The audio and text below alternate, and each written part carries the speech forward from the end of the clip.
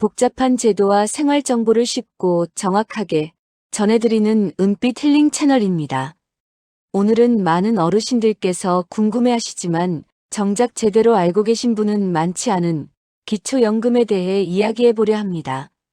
주변을 보면 잘못된 정보로 본인은 받을 수 없다 생각하시고 신청조차 안 하신 분들이 너무나 많습니다. 하지만 실제로는 생각보다 훨씬 많은 분들이 받으실 수 있습니다. 오늘 영상에서는 누가 받을 수 있는지, 왜 헷갈리게 느껴지는지 꼭 확인해야 할 기준들을 차근차근 풀어드리겠습니다. 기초연금. 놓치면 매달 수십만 원이 그냥 사라진다는 사실 알고 계십니까? 2026년 1월부터 기초연금 기준이 확 바뀌었습니다. 어떤 분은 국민연금 받기 시작하면서 기초연금이 확 줄어들고 어떤 분은 재산을 정리하고 신청했는데 탈락 통보를 받게 됩니다. 또 어떤 분은 통장에 있는 금액이 기준금액을 초과해서 탈락 통보를 받게 됩니다. 이런 일들이 지금도 계속 일어나고 있습니다. 그래서 그냥 넘기시면 절대 안 됩니다. 기초연금은 본인이 직접 신청해야만 받을 수 있는데 나는 안 될 거야 라고 생각하고 받을 수 있는데도 시도조차 하지 않는 분들이 너무나도 많습니다. 그렇기 때문에 끝까지 보셔야 합니다. 그래야 소중한 내 돈 500만 원을 지킬 수 있습니다. 기초연금 잘 알고 있다면 1번, 잘 모른다면 2번을 댓글에 남겨주세요. 댓글 반영 후 다음 영상에서 더욱더 잘 풀어서 말씀드리도록 하겠습니다. 구독과 좋아요 눌러주세요. 기초연금은 단독 가구는 월 228만 원, 부부 가구는 364만 8천 원 이하면 신청하실 수 있습니다. 하지만 이 기준을 충족한다고 해서 모두가 받을 수 있는 건 아닙니다. 첫 번째 함정부터 말씀드리겠습니다. 기초연금은 65세 생일이 속한 달 말일까지 신청하지 않으면 한 달치 소급분이 날아갑니다. 신청한 달부터 지급되는 게 아니라 65세 생일이 속한 달부터 받을 수 있습니다. 예를 들어 생일이 3월 15일이라고 가정하겠습니다.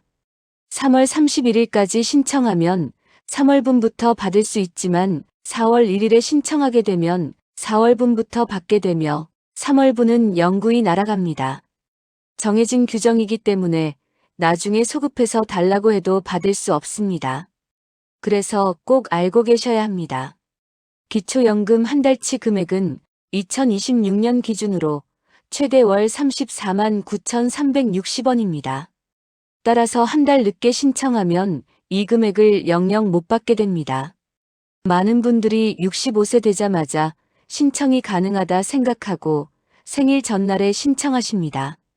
그러나 65세가 되기 전이기 때문에 모두 탈락하게 됩니다. 기초연금 신청은 생일 전날이 아닌 생일 당일부터 신청할 수 있습니다. 이것 때문에 한 달 금액을 날린 분들이 실제로 상당히 많습니다. 두 번째 함정입니다. 국민연금을 조기 수령하면 기초연금 감액이 대폭 커집니다. 다들 아시다시피 국민연금은 60세부터 조기 수령할 수 있지만 문제는 일찍 받으면 금액이 훨씬 줄어든다는 것입니다. 그리고 조기 수령한 국민연금 금액을 기준으로 기초연금 감액이 계산되기 때문에 정상 수령했을 때보다 기초연금에서 더 많은 금액이 깎이게 됩니다. 이 부분을 모르고 조기 수령을 결정하시는 분들이 많지만 65세가 되면 예상보다 훨씬 적게 나온다는 걸 알게 됩니다. 국민연금 조기 수령은 되돌릴 수 없습니다. 세 번째 함정입니다. 많은 분들이 이렇게 생각하십니다. 집을 팔고 나서 신청하면 재산이 줄어드니까 기초연금을 받을 수 있겠지.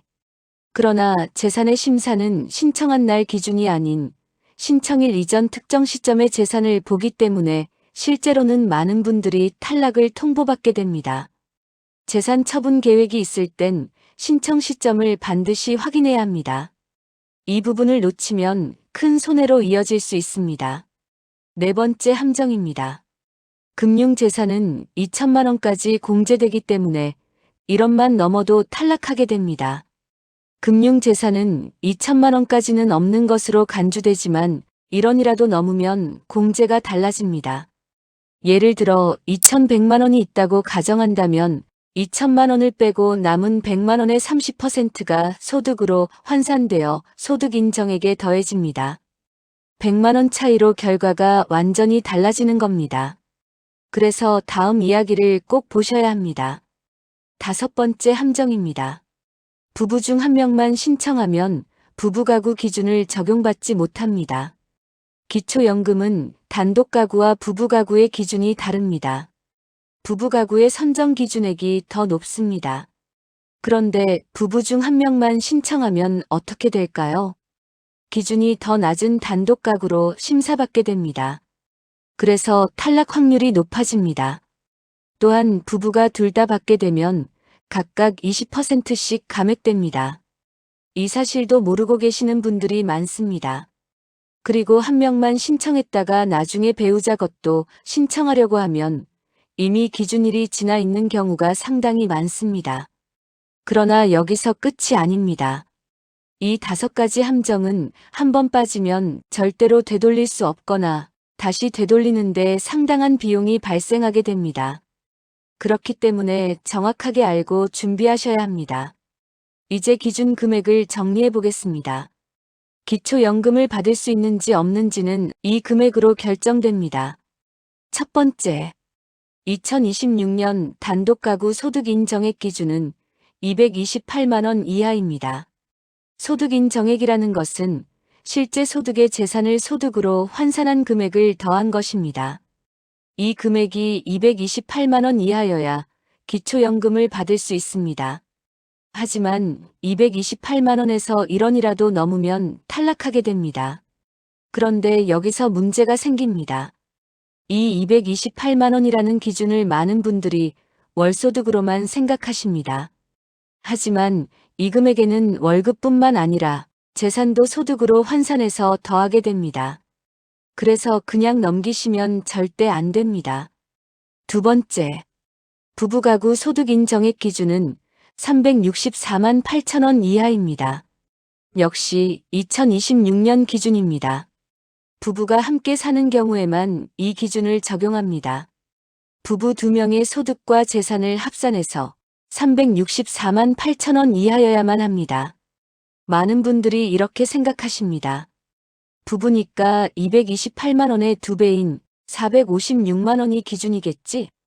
라고 생각하시겠지만 단독가구 기준의 약 1.6배의 금액입니다. 이 부분을 놓치면 바로 손해로 이어질 수 있습니다.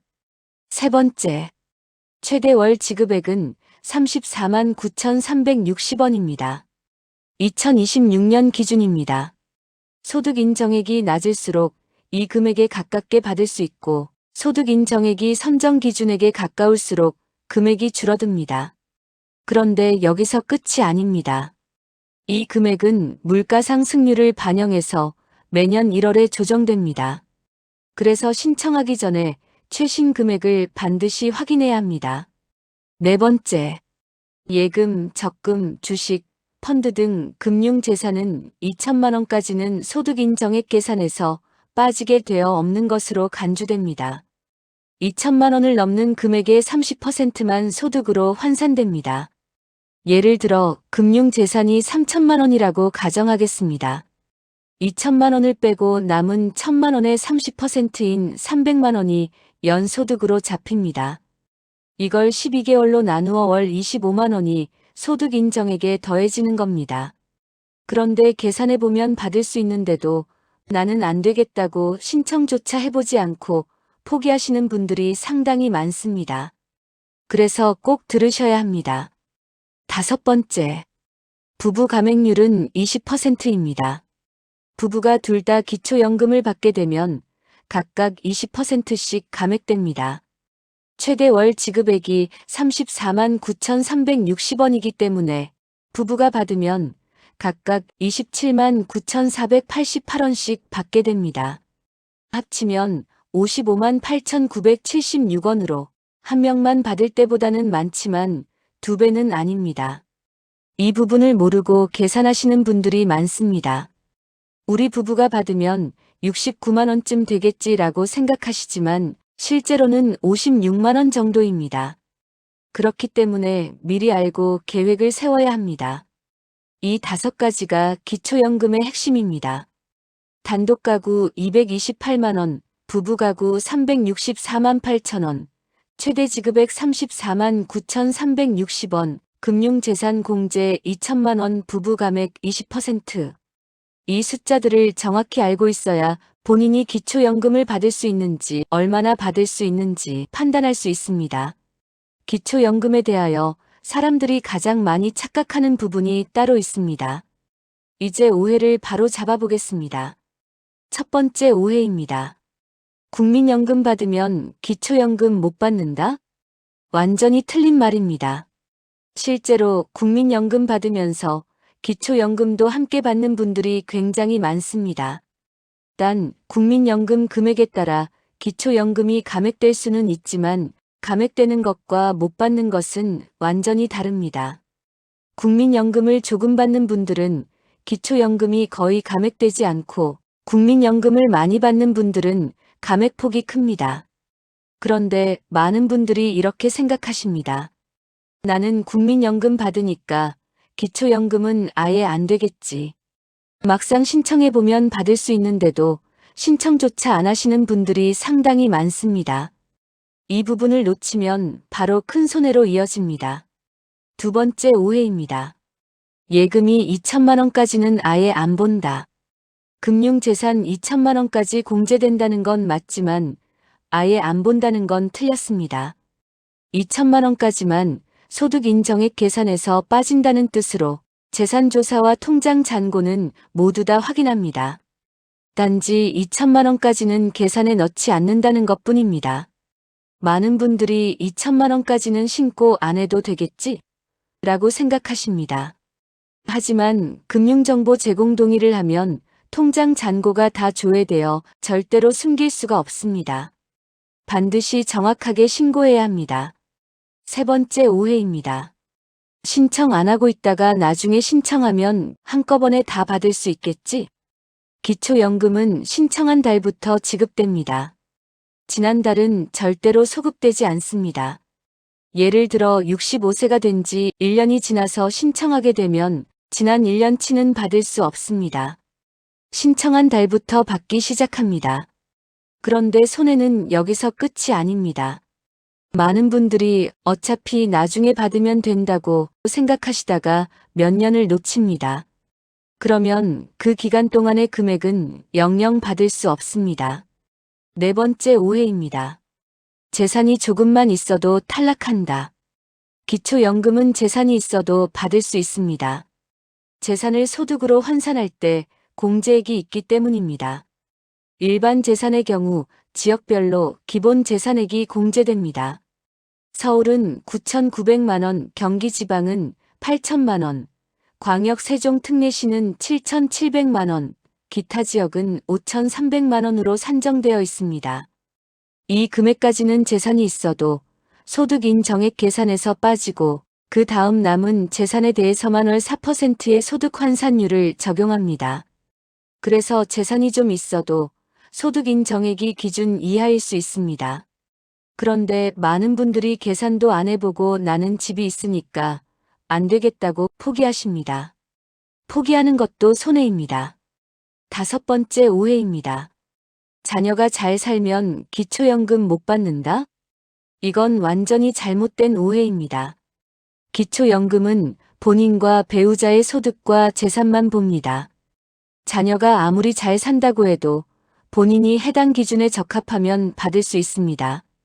단 자녀 명의로 재산을 옮긴 경우는 다릅니다.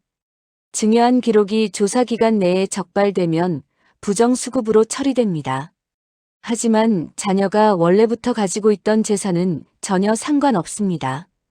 우리 아들이 잘 사니까 나는 기초연금 못 받겠지?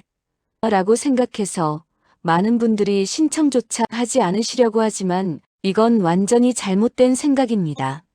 이런 오해 때문에 받을 수 있는데도 신청 안 하는 분들이 상당히 많습니다. 그렇기 때문에 정확한 기준을 알고 판단해야 합니다. 지금부터 실제 사례를 말씀드리겠습니다. 첫 번째 사례입니다. 65세 되자마자 신청했는데 생일 전날 신청해서 한 달 늦게 수령한 경우입니다. 황금순 씨는 3월 20일이 생일이었습니다. 그래서 미리 준비를 마치고 3월 19일에 주민센터에 가셨습니다. 담당자는 생일날부터 신청이 가능하다고 했지만 황금순 씨는 다음날 다시 갈 수 없는 사정이 있었습니다. 결국 4월에 신청하고 3월분은 못 받게 됐습니다. 불과 하루 차이로 약 34만 원이 날아간 겁니다. 두 번째 사례입니다. 65세 생일이 속한 달 말일까지 신청하지 않아 한 달치 소급분을 날린 경우입니다. 김희섭 씨는 5월 10일이 생일이었습니다. 5월 말에 신청하려고 했지만 갑자기 일이 생겨 6월 5일에 신청했습니다. 그래서 5월분은 못 받고 6월부터 받게 되었습니다. 김희섭 씨는 5월 31일까지 신청해야 5월분부터 받을 수 있다는 규정을 몰랐던 겁니다. 그래서 약 34만 원이 영구히 날아갔습니다. 그런데 여기서 끝이 아닙니다. 세 번째 사례입니다. 신청하면 바로 다음 달부터 나온다고 착각한 경우입니다. 이후자 씨는 7월 15일에 신청했습니다. 8월 달부터 받을 거라고 생각했지만 입금이 되지 않았습니다. 주민센터에 전화해 보니 30일 정도 심사 처리 기간이 소요되며 결과가 나오고 승인되면 그때부터 지급된다는 답변을 들었습니다. 신청하면 심사 기간이 최대 30일 정도 소요되기 때문에 빨리 신청할수록 확실하게 받으실 수 있습니다. 네 번째 사례입니다. 신청 후 처리 기간 최대 30일을 확인하지 않은 경우입니다. 김민경님은 생일이 속한 달 마지막 날에 신청했습니다. 이렇게 하면 이번 달부터 받을 수 있겠지? 그런데 심사가 30일이 걸려 그 다음 달 말에 결과가 나왔습니다. 승인은 됐지만 첫 입금은 그 다음 달이었습니다. 생일이 속한 달에 신청했지만 처리 기간이 있기 때문에 2달이나 지나서 받게 되었습니다. 생일이 속한 달 초에 신청을 하면 가장 빠르고 정확하게 받을 수 있습니다. 다섯 번째 사례입니다. 한번 탈락하면 다시 신청 못한다고 착각한 경우입니다. 손원일 씨는 신청을 했지만 탈락을 통보받았습니다. 소득 인정액이 기준을 조금 넘었기 때문입니다. 하지만 그렇게 포기하고 1년 뒤엔 상황이 바뀌었습니다. 재산이 줄어들었지만 한번 떨어졌으니까 다시 해도 안 될 거란 생각에 신청조차 하지 않았습니다. 하지만 이건 완전히 잘못된 생각입니다. 기초연금은 상황이 바뀌면 언제든지 다시 신청할 수 있습니다. 재산이나 소득이 변동된 경우 재신청하면 받으실 수 있습니다. 그런데 이 사실을 모르고 몇 년을 손해보시는 분들이 너무나도 많습니다. 이 5가지가 신청 타이밍과 관련된 대표적인 실수입니다. 하루 차이, 한 달 차이로 피 같은 내 돈 수백만 원이 날아갑니다. 그렇기 때문에 신청 시점을 정확히 알고 실행해야 합니다. 타이밍만 문제가 아닙니다. 재산이나 소득 관련된 실수도 상당히 많습니다. 재산과 소득 관련 실수를 말씀드리겠습니다. 첫 번째 사례입니다. 예금이 2,100만 원 있는데 100만 원만 빼면 되는 걸 몰라서 탈락 통보를 받은 경우입니다.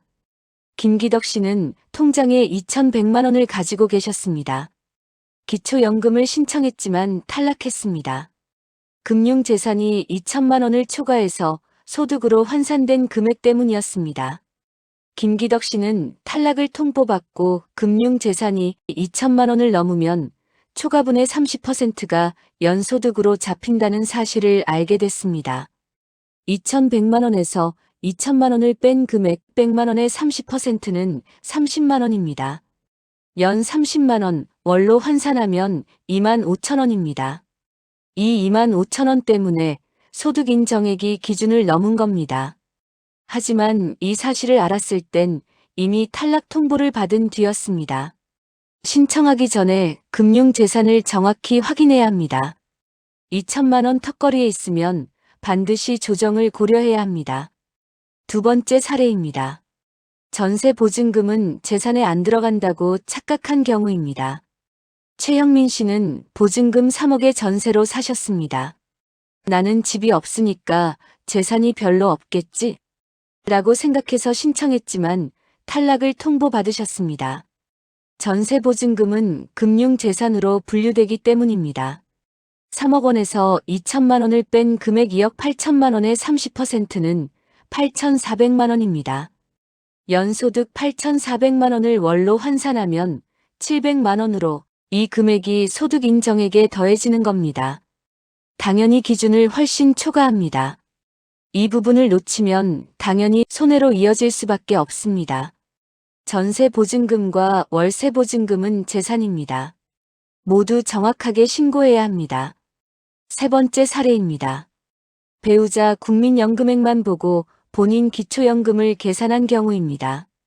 김정아 씨 부부의 사례입니다. 남편이 국민연금을 월 150만 원 받고 계셨습니다. 부인은 국민연금이 없었고 기초연금을 신청했습니다. 남편 국민연금이 많으니까 나는 기초연금 못 받겠지? 라고 생각했지만 승인이 되어서 받을 수 있었습니다. 하지만 배우자의 국민연금 때문에 감액이 적용되어 금액은 예상보다 적었습니다. 부부가 함께 사는 경우 배우자의 국민연금도 영향을 줍니다. 이 부분을 모르는 분들이 굉장히 많습니다. 그런데 여기서 끝이 아닙니다. 네 번째 사례입니다. 자동차는 무조건 재산으로 다 잡힌다고 착각한 경우입니다. 권혁수님은 20년 된 경차를 가지고 계셨습니다. 자동차가 있으니까 기초연금 못 받겠지? 라고 생각해서 신청조차 하지 않았습니다. 그런데 이웃분이 차가 4천만 원 이하면 기초연금을 받을 수 있다고 본인도 받고 있다고 말해서 자동차 소유가 무조건 탈락 사유가 아니라는 걸 알게 되었습니다. 차량 가액이 4천만 원 이하면 일반 재산으로 분류됩니다. 일반 재산은 기본 재산액 공제를 받을 수 있습니다. 20년 된 경차는 가액이 몇백만 원 정도이기 때문에 전혀 문제가 되질 않습니다. 그런데 이걸 모르고 몇 년을 신청조차 하지 않고 그 기간 동안 받을 수 있었던 기초연금을 싸그리 날린 겁니다. 다섯 번째 사례입니다. 재산을 처분하고 현금으로 들고 있다가 금융재산으로 잡힌 경우입니다. 이성기님은 집을 팔고 2억 원을 받았습니다. 은행에 넣으면 재산으로 잡히겠지? 현금으로 들고 있어야겠다 생각하고 집에 현금으로 보관했습니다. 그리고 나서 이성기 씨는 주민센터에 가서 기초연금을 신청했습니다. 금융재산이 얼마입니까? 없습니다. 통장 잔고 조회에 동의하시겠습니까? 네. 조회 결과 통장에 돈이 거의 없었습니다. 그런데 심사 과정에서 문제가 생겼습니다. 집을 팔고 받은 2억 원은 어디 있습니까? 집에 현금으로 보관하고 있습니다. 그것도 재산입니다. 반드시 신고하셔야 합니다. 결국 금융재산 2억 원으로 신고돼서 탈락했습니다. 현금으로 들고 있어도 재산입니다. 어디에 있든 본인 소유면 반드시 신고해야 합니다. 절대로 숨길 수 없습니다. 100만 원 차이, 계산 착오, 잘못된 정보 때문에 탈락하거나 신청조차 하지 않는 경우가 상당히 많습니다. 그렇기 때문에 신청 전에 정확하게 계산하고 확인해야 합니다. 그래서 여러분은 지금 당장 뭘 확인해야 하는지 반드시 체크리스트를 확인해야 합니다. 그래야 손해보지 않고 기초연금을 받으실 수 있습니다. 지금 반드시 확인해야 하는 필수 항목들을 말씀드리겠습니다. 첫 번째 체크 항목입니다. 생일이 속한 달 첫날에 기초연금을 신청할 수 있도록 미리 준비하십시오. 주민센터는 예약제로 운영되는 곳이 많습니다. 예약 없이 가면 대기 시간이 길어질 수 있기 때문에 생일이 속한 달 1일에 신청하러 가겠다고 미리 전화해서 예약하십시오. 생일이 속한 달 말일까지 반드시 신청해야 한다는 점 절대로 잊지 않아야 합니다. 두 번째 체크 항목입니다. 국민연금공단 사이트에서 예상 연금액을 조회해 보셨습니까? 국민연금을 받고 계신 분은 현재 수령액을 확인하시고 아직 받지 않는 분은 예상 수령액을 조회해 보십시오. 국민연금공단 홈페이지에 들어가시면 내 연금 알아보기 메뉴가 있습니다. 공동인증서나 간편인증으로 로그인하시면 조회할 수 있습니다. 이 금액이 기초연금 감액에 영향을 줍니다. 국민연금이 많으면 기초연금이 줄어듭니다. 얼마나 줄어드는지 미리 알아두셔야 계획을 세울 수 있습니다. 세 번째 체크 항목입니다. 소득인정액 모의계산 서비스를 활용해 보셨습니까? 복지로 사이트에 들어가시면 모의계산 메뉴가 있습니다. 기초연금 항목을 선택한 후 본인의 소득과 재산을 입력하십시오. 그러면 소득인정액이 자동으로 계산됩니다. 기준액을 넘는지 안 넘는지 바로 확인할 수 있습니다. 이 계산을 해보지 않고 신청하면 탈락할 수 있습니다. 미리 계산해서 본인이 해당되는지 반드시 확인하십시오. 그런데 여기서 끝이 아닙니다. 네 번째 체크 항목입니다. 금융재산이 2천만 원을 초과하는지 확인해 보셨습니까? 예금, 적금, 주식, 펀드 다 합친 후 반드시 모든 통장 잔고를 합산해 보십시오. 합계가 2천만 원을 넘습니까? 넘는다면 얼마나 넘습니까? 조금이라도 넘는다면 반드시 조정을 해야 합니다. 증여로 보이지 않게 주의해서 배우자 명의로 일부를 옮기는 방법도 있습니다. 부부 공동재산을 분산하는 건 문제가 없지만 자녀 명의로 옮기는 건 매우 위험합니다. 조사 기간 내 증여 기록이 있으면 부정수급으로 처리될 수 있습니다. 그 점은 반드시 주의하십시오. 다섯 번째 체크 항목입니다. 기초연금 신청할 땐 최근 3개월간의 입출금 내역이 필요합니다. 통장 사본 3개월치를 준비하십시오. 인터넷 뱅킹에서 출력하거나 은행에 가서 발급받을 수도 있습니다. 미리 준비해 두시면 신청 과정이 빨라집니다. 여섯 번째 체크 항목입니다. 신분증, 통장, 배우자 신분증을 지참하셨습니까? 주민센터에 갈 때 반드시 가져가야 할 것들입니다. 본인 신분증은 필수이므로 주민등록증이나 운전면허증을 준비하십시오. 기초연금을 받을 통장도 가져가십시오. 이때는 통장 사본이 아니라 실물 통장을 지참하셔야 합니다. 부부가 함께 신청하는 경우 배우자 신분증도 필요합니다. 배우자가 함께 가지 못하면 위임장이 필요할 수 있습니다. 주민센터에 미리 전화해서 필요한 서류를 확인하십시오. 이 부분을 놓치면 신청이 늦어져 손해로 이어질 수 있습니다. 서류가 부족해서 그날 신청하지 못하면 날짜가 밀리게 됩니다. 생일이 속한 달 말일을 넘기면 한 달분을 영원히 못 받게 됩니다. 그러니 반드시 미리 철저하게 준비해야 합니다. 이 6가지가 지금 반드시 확인해야 할 체크리스트입니다. 생일 확인, 국민연금 조회, 모의계산, 금융재산 확인, 통장 사본 준비, 신분증 지참. 이것들을 하나씩 체크하면서 반드시 준비해야 신청 과정이 막히지 않습니다. 그런데 여기서 끝이 아닙니다. 기초연금만 신청하고 끝나는 게 아니라 함께 확인해야 할 제도들이 있습니다. 이제 함께 확인해야 할 제도들을 말씀드리겠습니다. 첫 번째, 국민연금입니다. 기초연금과 국민연금은 별개의 제도입니다. 하지만 서로 영향을 주기 때문에 국민연금을 받고 있다면 금액을 확인하십시오. 아직 받고 있지 않다면 언제부터 받을지 결정해야 합니다. 조기수령, 정상수령, 연기수령 중 선택할 수 있습니다. 조기수령하면 국민연금은 줄어들지만 일찍 받을 수 있습니다. 하지만 기초연금 감액폭이 대폭 커집니다. 연기수령하면 국민연금은 늘어나지만 늦게 받게 됩니다. 기초연금 감액에도 영향을 주기 때문에 이 부분을 함께 고려해서 결정해야 합니다. 국민연금공단에 상담 신청하신 후 결정하시면 도움이 되실 겁니다. 두 번째, 건강보험 피부양자 등록입니다. 기초연금을 받으면 건강보험료가 어떻게 되는지 궁금하실 겁니다. 기초연금 자체는 건강보험료 부과 대상 소득이 아니지만 소득인 정액 계산에는 들어갑니다. 피부양자 자격에 영향을 줄 수 있기 때문에 자녀의 건강보험 피부양자로 등록되어 있는 분들은 반드시 확인이 필요합니다. 기초연금을 받으면서 피부양자 자격이 유지되는지 확인하십시오. 국민건강보험공단에 문의해서 피부양자 탈락 기준을 확인하십시오.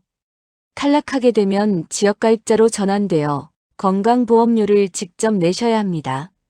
이 부분도 미리 계산해 보십시오. 세 번째, 노인 장기요양보험입니다. 65세가 되면 기초연금뿐만 아니라 장기요양보험도 신청할 수 있습니다. 거동이 불편하거나 치매 증상이 있다면 반드시 신청하십시오. 등급을 받게 되면 요양 서비스를 받을 수 있습니다. 요양원 입소, 방문 요양, 주간보호센터 이용 등이 가능합니다. 본인 부담금은 있지만 대부분 국가가 지원합니다. 기초연금 받는 분들은 본인 부담금도 경감받을 수 있습니다. 국민건강보험공단에 장기요양 등급 신청을 하시면 방문조사를 받게 되며 등급판정위원회에서 심사를 하게 됩니다. 등급이 나오면 서비스를 이용할 수 있으니 반드시 알아보도록 합니다. 네 번째, 노인 일자리 사업입니다. 기초연금을 받으면서도 일을 할 수 있습니다. 노인 일자리 사업에 참여하면 활동비를 받을 수 있습니다. 공익활동형은 월 27만원 정도, 사회서비스형은 월 60만원에서 71만원 정도를 받습니다. 이 소득은 근로소득으로 분류되어 공제가 적용됩니다. 108만원까지는 소득 인정액 계산에서 빠지게 됩니다. 그래서 노인 일자리 사업에 참여하더라도 기초연금에 큰 영향이 없습니다. 관할 주민센터나 노인복지관에 문의하여 노인 일자리 사업 신청 방법을 알아보십시오. 일하면서 기초연금도 함께 받을 수 있습니다. 이 네 가지 제도가 기초연금과 함께 확인해야 할 핵심 제도들입니다. 국민연금, 건강보험 피부양자, 노인 장기요양보험, 노인 일자리 사업. 기초연금 신청할 때 이런 제도들도 함께 알아보십시오. 한꺼번에 상담받으면 더욱더 효율적입니다. 주민센터에서 다른 제도들도 함께 알아보고 싶다고 하면 담당자를 통해 상세하게 안내받으실 수 있습니다. 그렇기 때문에 기초연금만 보지 마시고 전체적으로 보십시오. 65세는 여러 가지 복지 혜택을 받을 수 있는 시작점입니다. 절대로 놓치지 마십시오. 오늘 말씀드린 내용을 정리해 보겠습니다. 기초연금의 핵심 세 가지입니다. 첫 번째, 단독가구 소득 인정액 228만원, 부부가구 364만 8천원이 2026년 기준입니다. 이 금액 이하여야만 기초연금을 받을 수 있습니다. 소득 인정액은 실제 소득의 재산을 소득으로 환산한 금액을 더한 것입니다. 금융재산은 2천만원까지만 공제되며 일반 재산은 지역별로 기본 재산액이 공제됩니다. 이 숫자들을 정확히 알고 계산해야 합니다. 두 번째, 기초연금은 65세 생일이 속한 달 말일까지 신청해야 합니다. 이 조건을 충족해야 생일이 속한 달부터 기초연금을 받을 수 있습니다. 소급 지급은 안 되며 하루라도 늦으면 한 달치가 영원히 날아갑니다. 생일이 속한 달 첫날에 신청하는 게 가장 빠르고 안전합니다. 세 번째, 국민연금을 받아도 기초연금을 당연히 받을 수 있습니다. 국민연금과 기초연금은 별개입니다. 단지 국민연금 금액에 따라 기초연금이 감액될 뿐입니다. 못 받는 게 아니라 감액되는 겁니다. 이 세 가지가 핵심입니다. 그런데 여기서 끝이 아닙니다. 기초연금은 본인이 직접 신청하지 않으면 절대 알아서 입금되지 않습니다. 65세가 지나가면 그 기간 동안의 수급액은 영원히 날아갑니다. 1년을 놓치면 약 500만 원이며 2년을 놓치면 1000만 원입니다. 이 돈은 절대로 되돌릴 수 없습니다. 나중에 신청해도 과거분은 절대로 받을 수 없습니다. 앞으로 비슷한 복지 제도를 볼 때 가장 먼저 확인할 것이 있습니다. 바로 신청 기한과 소급 지급 여부입니다. 언제까지 신청해야 하는가? 늦게 신청하면 과거분도 받을 수 있는가? 이 두 가지를 반드시 제일 먼저 확인하십시오. 대부분의 복지 제도는 신청주의입니다. 자동으로 지급되는 게 아니라 직접 신청해야 받을 수 있습니다. 그리고 대부분 소급 지급이 안 되거나 상당히 제한적입니다. 신청 시점이 곧 손해와 직결됩니다. 반드시 이 원칙을 기억해서 손해보는 일이 없어야 합니다. 기초연금뿐만 아니라 다른 제도를 볼 때도 이 기준으로 판단하십시오. 그러면 절대로 손해보는 일이 없을 겁니다. 오늘 말씀드린 기초연금 내용이 도움이 되셨기를 간절히 바랍니다. 기초연금은 도움받는 제도가 아니라 평생 나라를 위해 살아오신 분들께 당연히 드려야 할 권리입니다. 혹시 나는 해당이 안 될 것 같아 하고 미리 포기하고 계셨다면 오늘 영상이 다시 한번 확인해보는 계기가 되었으면 좋겠습니다. 작은 정보 하나가 매달 생활에 큰 힘이 될 수 있습니다. 앞으로도 복잡한 제도는 쉽게, 중요한 정보는 꼭 필요한 만큼만 차분하게 전해드리겠습니다. 구독과 좋아요는 다음 정보를 준비하는 데 큰 힘이 됩니다. 오늘도 함께 해주셔서 감사합니다.